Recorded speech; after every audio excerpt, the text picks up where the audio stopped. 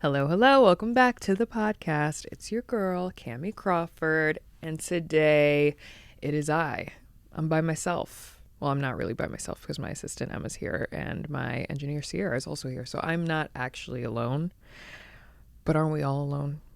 Really, when you think about it on the inside, we come into this world alone. Just kidding.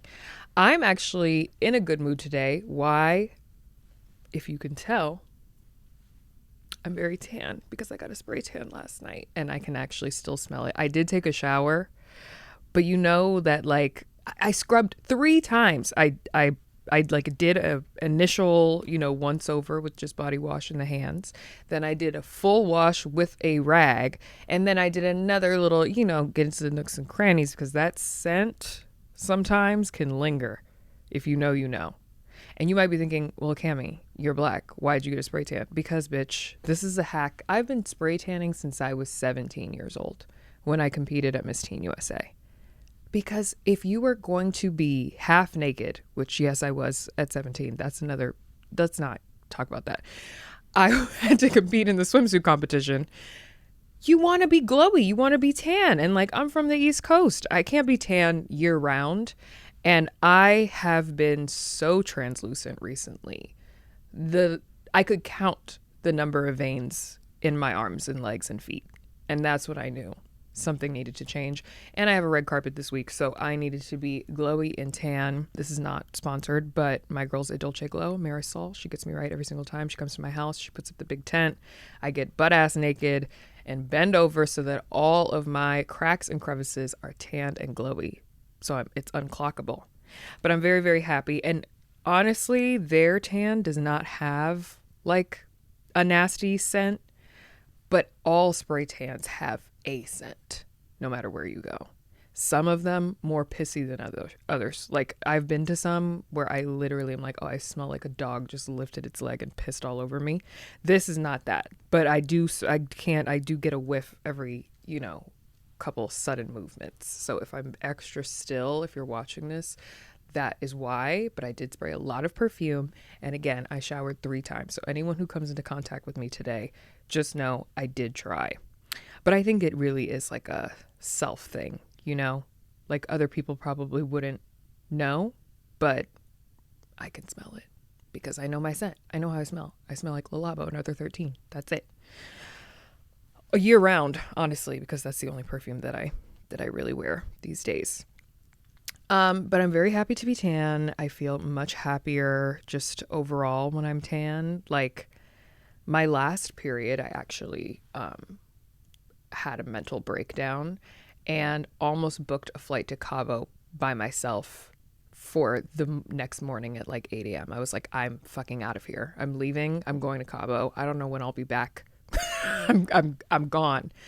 And that is like some luteal phase thinking. And if you listen to this podcast, I'm just like perpetually stuck in my luteal phase. I don't know what the fuck is going on. Like if you know anything about the hormone cycle and the whatever fertility cycle, what the fuck do they menstrual cycle of a woman, the shit is not just when you start bleeding. There's a whole thing. And my cycle is like 28 days long. And only for like 5 of those days do I feel hot, sexy, and beautiful. The rest of them, I feel shitty, rude, disrespectful, and like all of the bad things.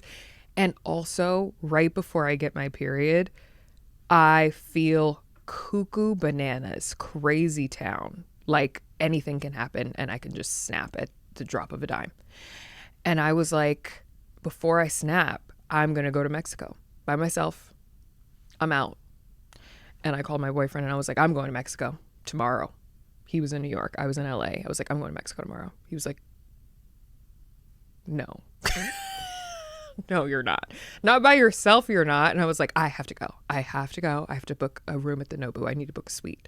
Like when Kim K in that episode of Keeping Up with the Kardashians was like, I need a room at the Setai. That's how I was. I was like, I need a room right now overlooking the ocean. It's the only thing that's going to make me happy. Or I'm going to commit crimes. I'm going to do bad things. I didn't end up going to Mexico because, I mean, honestly, Mexico, they don't deserve to have Americans come there. And although I don't identify with the fuckery that's going on in this country, they don't deserve to have more of us coming and infiltrating when we have a president that's talking so much shit about them. And I did notice, because the president of Mexico is a bad bitch, if I may say so myself. She had that customs line for Americans on lockdown. People were in line for like 5 hours. And I think that also talked me out of going. I don't actually feel like I've ever taken a solo trip. Like, I can't remember a time when I've taken like a solo out of the country vacation. I've taken trips where like I started off with a group and then stayed for like 2 days by myself. And I love that. But I've never like intentionally taken a solo trip. And this time I probably wouldn't have wanted to take a solo trip, but like everybody in my life was working and I wanted to go. I didn't go. I went to the gym instead. That helped. But it's not the same. And I didn't get a tan. I was still pale. So that leads me back to my spray tan that I'm very happy with. And if you've never tried one, you should too. Although when it does wear off, the last time I got a spray tan and it started to wear off and I started to see the cracks and like it just looks like brown gunk like underneath your titties. That's the closest to being a white woman I've ever felt in my life. Because I can imagine when white women get spray tans and you look so tan and then it starts to fade away and you're like, what the fuck? And then you just book another one. But I was just like, damn, this sucks. I'm still brown, but like, it's not the same. I'm trying to be a golden goddess every day. And now I am for the next like 7 days. And then I'll be depresso again. Such is life. Anyways, on the way here, I don't know when this episode is going to come out, but I'm assuming sometime in March or April. On the way here, I passed a billboard for The Handmaid's Tale on Hulu, which is returning on April 8th. This is not sponsored. This is actually a call to the executives at Hulu. This is a cry for help. Please read the room. We are living in The Handmaid's Tale. Currently, we are here. We are in Gilead. I am recording this from Gilead. I left my red cloak at the door and my little white top hat. I don't think we're ready for another season of Handmaid's Tale. This is the final season as well, so I already know Elizabeth Moss has some shit up her fucking sleeve. And I love her, and I love the show, and I watch it religiously. I haven't missed a season, haven't missed an episode. But we are dangerously close to, actually no, not dangerous close. We're here. It's happening. To becoming of Trump, of Musk, of Mitch McConnell. Like, we're very close to being handmaids.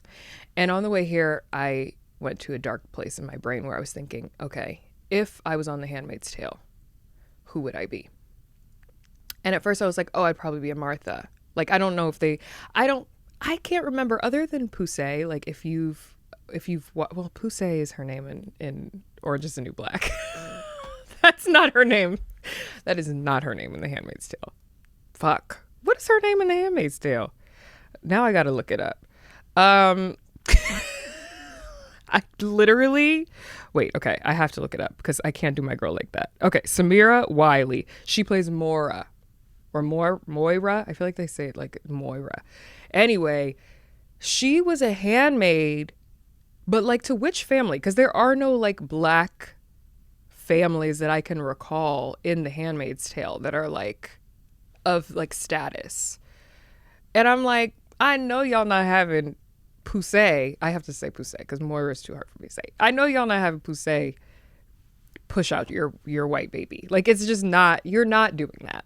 In Gilead, like, it's clearly racist, clearly misogynistic amongst a million other things, ableist, all the things. Like, that's why they shipped her off. First, they shipped her off to the, whorehouse, whatever the fuck you want to call it. And then I think she was in the colonies for a little bit. I don't even fucking remember. And then she came back then she got rescued. She was in Canada with Elizabeth Moss's husband. Not in real life, but in the show. If you know, you know.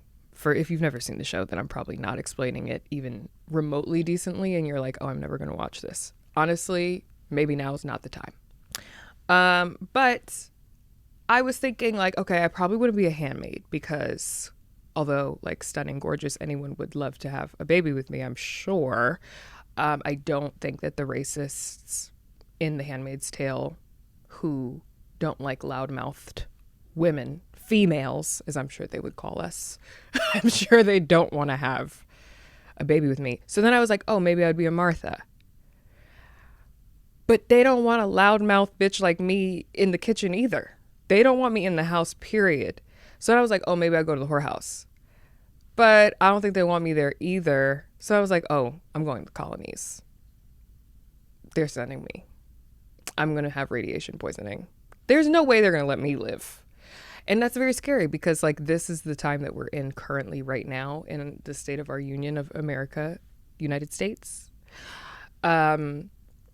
And, you know, it really does have me thinking, like all joking aside, it does have me thinking sometimes, as much as I love to be outspoken and honest about my beliefs and everybody knows where I stand at this point. It does make you wonder if it's even safe to have your thoughts out loud. Like we have so many incredible journalists and media personalities, people that we can trust who are either leaving their positions or being booted out of their positions. We have Joy-Ann Reid, who's incredible, like incredible journalist, being, you know, outed or ousted, I guess you would say, by MSNBC. You have Lester Holt, who's now quit. Like these are trusted media professionals. How long are they going to let Anderson Cooper be in his position? Love him, trusted media professional, but he's still a gay man and he still has been very vocal, and I think we know which way he leans politically. Fun fact about him, did you guys know he's a Vanderbilt? His mom is literally a Vanderbilt, like T. Love him, but like how long are they going to let that happen? Him and Andy Cohen. How long are they going to let them frolic on New Year's? Unclear. And then Rachel Maddow, like fucking boss ass bitch. Love her. She's very vocal. Like how long are people who are vocal going to be allowed to be in positions where they can do their jobs effectively and like cover the news in a full, holistic, unbiased, for the most part? The bias is that they're fucking right. But anyway, how long are we going to be allowed to do that? And so it does freak me out because I'm just like, oof, girl, maybe you need to dial it back a little bit. But then that wouldn't be me. So send me to the fucking colonies, Elon, piece of shit. I don't give a fuck. Actually, please don't, because as much as I love my tan, I do not want sun poisoning or any of the other horrible things that come with being in the colonies. So yeah, those were my morning thoughts. Very, very different. It was like spray tan, yay. Handmaid's Tale, yay-ish. Dread, just dread, fear, anxiety, depression. So that's how you can't start the day off being happy about shit, because surely the second you open your phone or take a step outside, something is coming that's going to make you unhappy and sad. And that's what happened to me today. But I'm still holding on. I'm still holding on to my joy, because that is what they're trying to take from us. And I feel like we have to try to hold on to every single tiny piece that we have left. So yeah.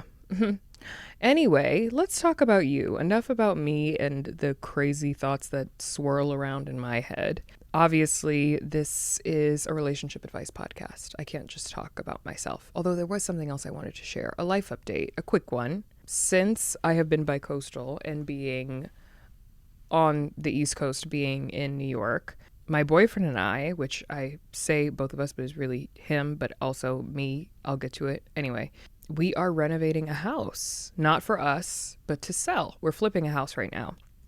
So he bought a house in his dad's old neighborhood in New Jersey, and we have been in the process of like doing the demo. By we, I mean him and his friends and family, because I don't do that. But I am the creative director of this project. And so I've been picking out cabinetries and marble granite countertops and tiles and PVC flooring. Your girl knows a lot about vinyl flooring now. And I've been learning a lot. And I've also been keeping track of the budget and things like that. Obviously, he asked me if I wanted to do it together. And I was most comfortable with just handling the aesthetics of things and some of the logistics, because I'll be honest with you, we're not married yet. So I'm not signing no contracts or shelling up no money just yet. Now, when that changes, we'll be doing more of these things together. But that was what we both were comfortable with. He was like, absolutely queen, understand. Please help me pick out these tiles though. And I was like, absolutely king, got you. So that's where I've been spending pretty much every single weekend for the past few months, going back and forth to New Jersey, outside of Philly, going to, every single store that you could possibly imagine. And it's actually been really, really fun. And we love doing it together. So, this is the first one. So we're learning a lot of things. And if you know anything about house flipping, please hit up your girl. Let me know some things. I've been coming across a lot of amazing content on TikTok and just really learning the ins and outs. Like, this contractor shit is no joke. This shit is expensive. Like, it's not cheap. And I'm not even one paying for it. And I'm like, sometimes my boyfriend will suggest things because I have to keep reminding him that we are not living in this house. So, like, you don't need top of the line, every single detail. Like, you probably don't need heated floors in the bathroom because, like, not your floors, bro. It's okay. You probably don't need, the level 8 granite countertop. Like, we could probably do a level 5 and it would be perfectly fine. It's a flip. But of course, with it being the first one, he wants it to be incredible and go out with a bang. And I love that for him. But we got a budget. We got to stick to it. And yeah, it's been very eye-opening, very interesting. But yeah, I feel that real estate is the new frontier. And it also makes me feel very old caring about that. It's just not something that was even on my radar before. But now, really with the help of him, because he researches everything. He reads a lot of news. I read the news that is news, but more like political news. He reads what's happening with the economy. That's not my forte. I don't know shit about that. But he does. So he tells me, and he's been very adamant that real estate. And while I'm not, privy of the ins and outs of that and the housing market, one thing I do know is how to pick a fire ass PVC flooring and a nice tile and what looks right together and how to pick the perfect bathroom vanity. I will also say, Facebook Marketplace. The girls have been talking about Facebook Marketplace for a while. We just utilized it for really the first time. I've sold things on there before, but never actually going to pick something up because I'm always afraid that I'm going to get kidnapped. But this was not a kidnapping situation. There was this incredible man in New Jersey who has bathroom vanities for half the price. Bathroom vanities are expensive. They can be thousands of dollars. So we obviously didn't buy those. Not in the budget. But yeah, use Facebook Marketplace. This is not sponsored. This is a very sponsored episode. Okay, now let's get into you. Now that I've talked about myself, but I had to give you the update because I've been doing it and wanting to share it, but I hadn't introduced it as something that we were doing. But I've been taking little videos and behind the scenes, so when you see them, you'll know exactly what it's about. Okay, here we go. Put out the bat signal. Who needs advice? Who wants to hear from your girl? And you guys answered. All right. Somebody actually messaged me on my personal account because, we put these bat signals up on the Relationsh Instagram accounts. And if you're not following them, I don't know what the fuck you're doing. And I don't know how you even know that we're here. But you should be following the Instagram because that's where we tell you about the episodes that are coming up. And what we want you to write in for. So this person reached out to me on my personal Instagram and was like, please read my message. It is long, but please read it on the Relationship account. So here we go. I do need some advice, but my situation is long and won't fit in the box. But basically, I've been talking to this man for about 3-ish months. Everything was fine, but a little after Valentine's Day, he started acting a little weird. Oh boy, okay. I started noticing it, and he knew I knew, but nothing was said. One day I got a text 3 days before his birthday that he was sorry for not being the best and that he wasn't feeling it and had a lot on his plate. Told him I knew something was wrong and told him I would give him space. He said that he just needed time, and I stopped texting him after that. Stopped watching/interacting with his IG, whatever. I did text him a happy birthday, but just kept it cordial and didn't say much because I was giving space. He then texted me a couple days later and to quote unquote check in on me, and now we're still texting, but he's literally taking ages to text me back, which I don't care. But why is he texting me and being inconsistent with it when I was okay with, and then it cut off because I think they're only letting you send one message at a time. Mark Zuckerberg, you motherfucker, get off Instagram and stop fucking it up for the rest of us. Why can't my girl send me a full message? She got to send me one message at a time until I accept it, and like, stop. It's fucking irritating. Anyway, I don't actually need to read the rest because I already know what's going on here. There's another bitch. Anytime a man says that he's just really busy and he's sorry he can't be the... Why would you be sorry? What are you talking about? Like, either you had a family death or you have another bitch. And it's one or the other. There really is no in between. That's just how it is. And I hate to say it like that, but I'm so sick of hearing this shit. I've heard it a lot recently from like guys that my friends have, you know, been dating or whatever, and they're just like, I'm just sorry, like I'm really dealing with a lot right now. Yeah, dealing with another bitch. Hello, like, please stop. Because one thing about it, unless a man is like in dire straits, like say he's lost his job and like he's trying to figure that out. But even a guy who's just lost it, even a guy who never had a motherfucking job will make time for a bitch. So, but what you can't really do as effectively is make time for two bitches at the same time, unless you just have it like that. You're on some Neo shit. Not a lot of guys are on some Neo, Nick Cannon, Elon Musk type shit. So it's usually just one girl at a time. Anytime they say that they have a lot on their plate, they're talking about some pussy. They got a lot of pussy on their plate and they try to gobble it all up and they just can't. And yeah, you need to let him go. And after Valentine's Day, like if I had to surmise what's going on here, Valentine's Day was a pivotal point for homeboy.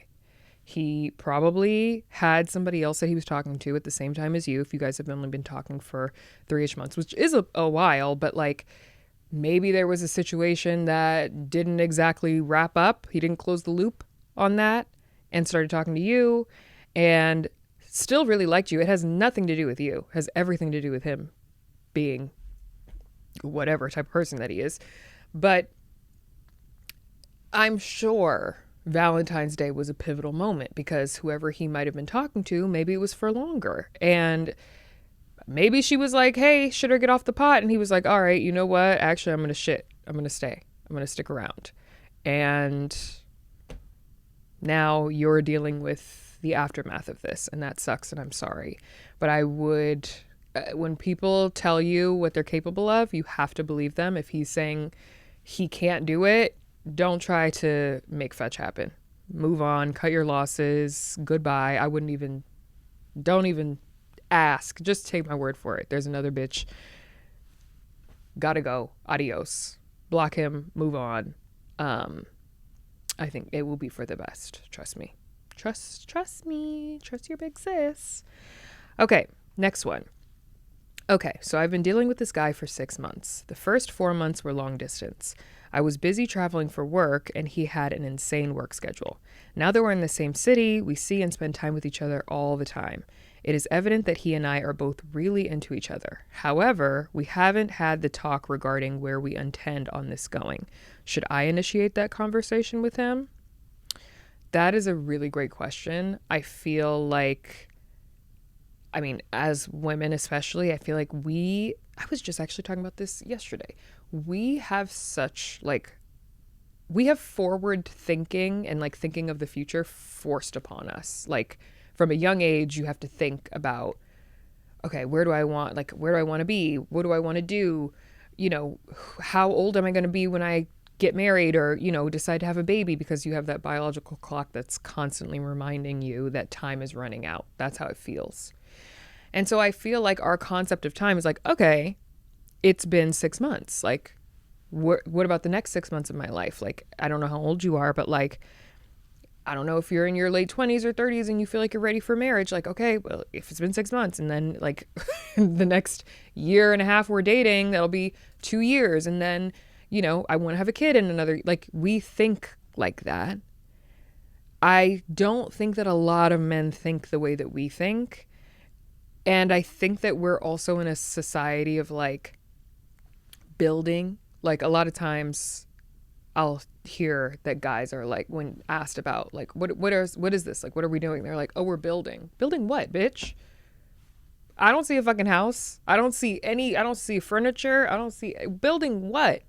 Like, yes, okay, building towards something, but like how long are we going to be building it before you put some real estate on it? Back to real estate. I just feel like 6 months is a good amount of time. I think 6 months is actually the perfect time. My boyfriend and I became official after 6 months. I think it's really good timing, especially if you guys have talked about at least exclusively dating. I think though that these kinds of conversations, I don't think that you should feel like you can't bring it up, but I do feel like it should be on the man, in a sense that it should be able to show you kind of what his intentions are and like what his leadership abilities are like as a man in your relationship. Because depending on how old you are and depending on what you want out of life and relationships, like this could be the man who is leading your family, leading a household, like with you, you know? So you want to make sure that that person is capable of making those decisions and doing it without being prompted. But I do understand like wanting to lead the charge on it, because if you're trying to do it because you feel like if you don't do it, then it's never going to happen, then that's one thing. If you're trying to do it because you genuinely want clarity, that's another thing. And so I think coming into a conversation, or even like, because there's a way, Scorpio manipulation tactics, I feel like my tail just came around to the front with a little zinger on the end and was like, here's what you do. There's ways to get men to start thinking in ways that you want them to. Actually, I did this recently to somebody who was not my man, but I did it for my friend who's talking to a guy that she thinks she might want to be her man. And my man asked me this question on our first date. And I thought it was a brilliant question, and I knew exactly how to answer it. So I think this is a great question. You can ask anybody at any time who you're dating or, you know, trying to see where things are going. He asked me, okay, so at the time I was 29. I was 29 when we met, because I had my 30th birthday after that. I was 29. And he was like, okay, this year you're going to be 30. Tell me what your day looks like 10 years from now. Like, who are you? You're 40 years old. You wake up. What's your day like? I said, well, first, you know, I get up, I wake up, I kiss my husband because he doesn't hate me. And he was like, okay, like that's good. Like strong relationship. Like you're married. Okay, got it. Yes, I go into my bathroom. I put on my Lululemon tracksuit. He's like, oh, you're going to the gym. I was like, no, I'm going to drop the kids off at school. And then I get myself ready, you know, fix the breakfast, do all the things. And then I take the kids to school, and I just like led through my whole day because I'm very imaginative. I know what I want. And this was like a question that he posed towards the end of our date. So we'd been talking for like 3.5 hours at this point. And I posed the same question to him. I was like, okay, like 10 years from now, what does your day look like? And he was like, this is how I knew this was my man. I'm like, please don't do this, because I will literally take us to the motherfucking courthouse today and get married to you right now. I've known you for 24 hours. He said, well, I think I'll start my day off by waking up next to a former Miss Teen USA, Sports Illustrated swimsuit, TV host, model, beautiful woman extraordinaire. Basically, like, in so many words, that's what he said. I'm not exaggerating. That's literally what he said. And I was like, sounds like a great start to your day. Obsessed. I flooded my basement. I was like, this man is it. He's the one for me. But I was like, don't be crazy. Please don't be, like, not him, me. I was like, please don't be crazy, because you know how you get. And then I went on a podcast like that same week and basically said that I could envision myself pushing out our firstborn baby and him holding my hand. So yes, I kind of jumped the gun on that, but now look at us, you know? So I feel like that is a great question to pose kind of when you're trying to figure things out. And I'm sure you guys have had conversations about what you want, like, career-wise in the future, but I feel like asking that question really makes a man think. And so I was having a conversation with my friend. I told her about this first date question because her and this guy went on a first date not that long ago. And she was like, oh my God, that's such a great question. And I was over at her house the other night and he was there and she was like, ask him the question. So I asked him. And he seems like a very intentional guy. So he was like, I really want to, like, sit with that and, like, really, like, think about. He's also a water sign. So if you know how that goes. We got a lot, we have it, but, like, we really want to make sure that we're intentional about this manifestation. So he was like, I'm going to sit with it. And then they had a conversation that night and he, like, gave his full rundown of his day. And she texted me yesterday and was like, thank you so much for asking that question. Like, it really made him think. And, like, now I feel like I know so much more about, like, what he wants out of life. So I think that in order to manipulate your man into asking you to be his girlfriend and making the next move, ask him that question. Like, when things are good. Don't bring any type of shit up like this or, like, future shit, relationship talks, what are we, blah, blah, blah, when shit's going bad. Bring it up when you guys are in a good space. You guys are, I don't know, at dinner or just came home and, like, just lounging on the couch and relaxing. Just ask him, like, okay, you're this old today. In 10 years, you'll be such and such. Like, what does your day look like? Curious. Like, how do you see your life in 10 years? And maybe that kind of question is I feel like anyone would be like, ugh, what do I see my life in 10 years? But, like, you wake up, what's your day like 10 years from now? That's, like, a more intentional question than, like, where do you see yourself in 10 years? Because that feels like this is a job interview. But it kind of is, because relationships kind of are like a social contract. Marriage is a actual legally binding governmental contract.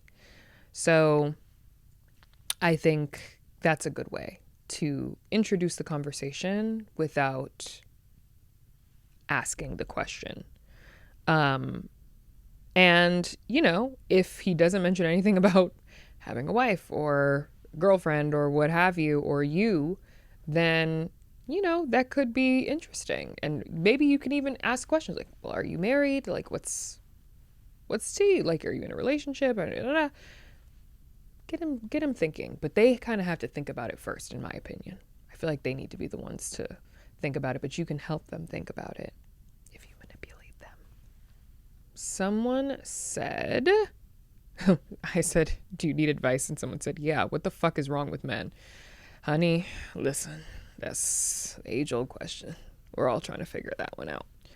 Someone asked, how do I get my husband to see my worth? And to that I say, my sweet sister, divorce him. Because, and I'm kidding, but I'm not. Because your husband, what did I just say about legally binding governmental contracts? Your husband should have known your worth the day that he got down on one knee, the day that you guys walked down the aisle or went to the courthouse or whatever. Like, he should have known that. And I don't know how long you've been married. I'm sure that there are ebbs and flows in marriages. As you guys know, your girl has never been married. Not yet. But I know that that marriage obviously comes with difficulties and times where people struggle and times where, you know, your partner is giving 80, you're only able to give 20, vice versa. Like, sometimes the effort is missed. And I'm sure also in long relationships, long marriages, when there's kids involved and there's so much like life shit that's happening, that people might need reminders. So I'm going to hope and pray that this is a reminder situation and not a my husband does not know my worth type of situation. Because if that is what's happening and it's new and it's fresh, you need to get that annulment ASAP. But if it is a how can I remind him of this, I genuinely feel that couples therapy could be something that maybe you might want to look into, and finding ways to reconnect with your husband. I think I don't know your marriage, so I don't know exactly how things are going down, but what I do know from women that I've had in my life and that I've known who have been, you know, either stay-at-home moms or have jobs that are within the home, which in my opinion, being a stay-at-home mom is a full-time 24/7 job within the home. The only difference is that you don't go to a building that's outside of your home and go somewhere else. If you're in a situation that's like that and your husband does not see your worth as far as like what you're contributing, honey, let him do it for a day. Leave all that shit right where it is. Don't pick up a toy. Don't wash a dish. Don't do a laundry. You're going to see my worth when you don't have any clean drawers. You're going to see my worth when you don't have any clean plates to eat off of. You're going to see my worth when these kids aren't bathed. How about that? Do that for a day and see what the fuck goes on. But if it's a situation where he doesn't see your worth as a woman, girl, he's going to have to write about that down in his diary. Like, he needs to figure it the fuck out, because I don't know you, but I am sure that you are worth all of it and then some, and you should not have any man making you feel like you're not.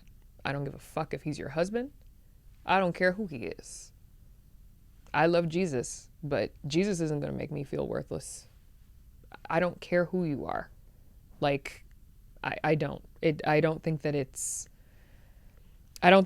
is, it should even be a question, especially when you've decided to spend your life with someone. Like, I need more context on that situation. And I need the whereabouts of your husband. Because if he doesn't see your worth, I can surely help him realize with physical violence. Just kidding. But, you know, call me. Anyways, I love you guys so much. This was lovely. I'm glad that I got to update you on what I've been doing, how I've been doing. I hope you guys are doing well. And I'll catch you next time. Bye.